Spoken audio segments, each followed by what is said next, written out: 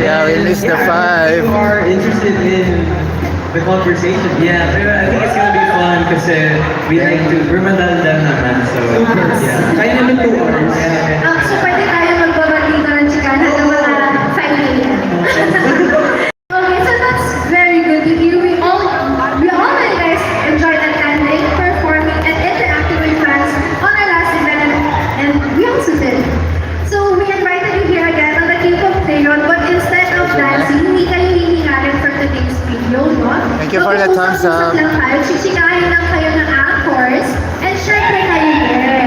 So are you guys ready? Yeah, we're ready. Para sa ating idol talk, can we sit down? Yes. Nakakaupo ba? Medyo mataas siya. Taas mo. Kaya. Kaya. Okay. So, ayan. Everybody's focused. So guys, so we're now here at everyone's K-pop day, K-pop playground. Let's start with who or what is your favorite K-pop group? My favorite K-pop group as of now is ENHYPEN Company. Still.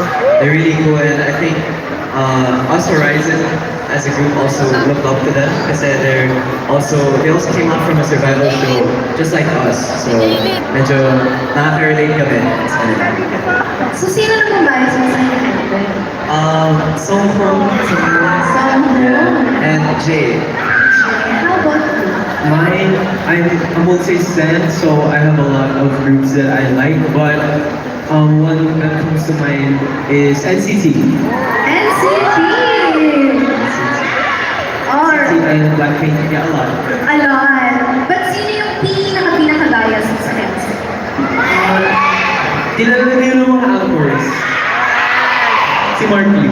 Mark Lee, okay. So, since you guys look up to this K-pop artist, so what made you dream to become an artist?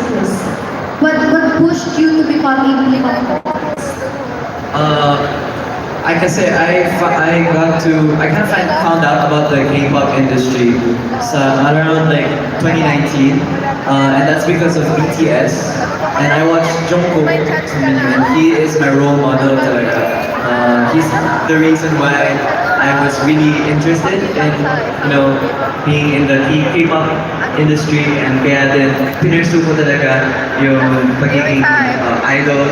And I'm so glad that I got to push through naman, and it was crazy then because I got to meet him in 2023 when he was promoting Seven. So how was it when you met your very ultimate badass? It was unreal. Honestly, the whole K-pop music show experience was unreal for all of us.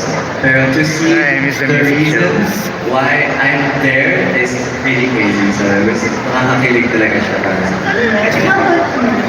For me, it almost came naturally because nung high school ako, marami akong friends na mahilig sa K-pop. And at that time, I wasn't very interested pa sa K-pop around mga 2016 until I saw Blackpink, they released their debut, and that's when I really got into the whole aspect of K-pop because